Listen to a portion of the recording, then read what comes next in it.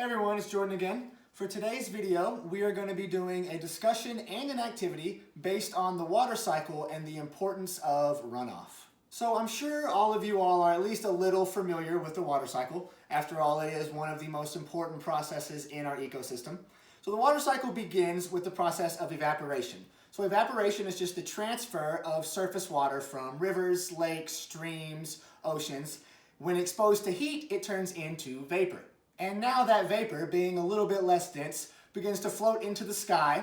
And once it's in the sky, the process of condensation now begins. All those little droplets of water vapor begin to condense and become closely compacted and tight together, turning it into what we see outside as clouds.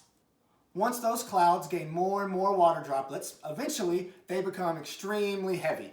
They get so heavy that they can no longer hold all the water within them, and it begins to fall to the ground. We see this in rain, snow, sleet, hail. This process is known as precipitation. So those are the three main parts of the water cycle. There is one that involves plants and photosynthesis, known as transpiration. As a plant goes through the process of photosynthesis, it also produces lots of water vapor that goes into the sky and is added to the water cycle. But there is something that I want to talk about that is very heavily involved in the water cycle, but can sometimes get overlooked when we are discussing it. And that is what is known as runoff. So runoff is not a new phenomenon, but in the last few decades or so, it has definitely become more important. So runoff in the world is basically when the ground becomes too saturated from rainwater, but then the water has nowhere to go underground. So instead, it begins to run off of the surface of the ground towards rivers, streams, lakes, and oceans. Now, the reason it has become more important in the past few decades is because of the addition of many roads, parking lots, buildings. All these structures have created impermeable surfaces, and the water cannot soak through that, forcing it to turn into runoff.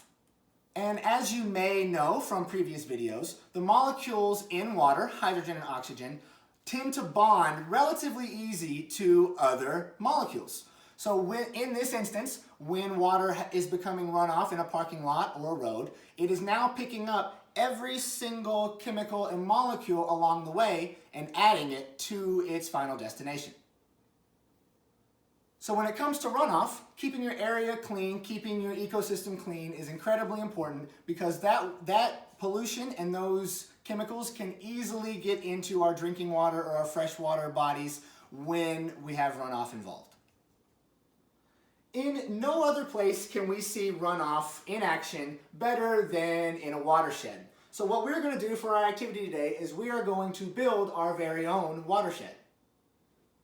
So a watershed is an area of land where rainfall happens and it creates bodies of water. That may come in the form of a large freshwater lake or a stream or an aquifer underground, but it has the right variables and right components to create a freshwater source using rainwater. So the materials you're going to need to build your watershed. You will need some sort of shallow well, cake pan, something like that. You'll need a roll of aluminum foil. You will need a few different size containers. You can have as many as you want or as few as you want. Just make sure they're different sizes. You'll need a marker. You will need, I've chosen Kool-Aid, but you can use whatever you want. It needs to be 4 separate colors, and it needs to be something that can turn into a liquid. So drink powders are a really good choice, and like I said, we've used Kool-Aid. And then lastly, you need some sort of spray bottle to wet your watershed at the end.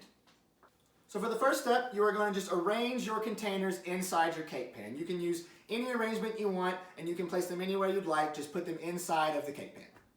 So for the second step, you are just going to wrap your container and your cake pan in aluminum foil.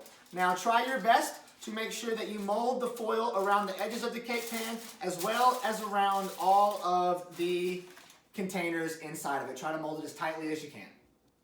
Now here comes the creative part. So what you have just designed is essentially you've built a city on top of a watershed. This is a very common occurrence, especially in North America.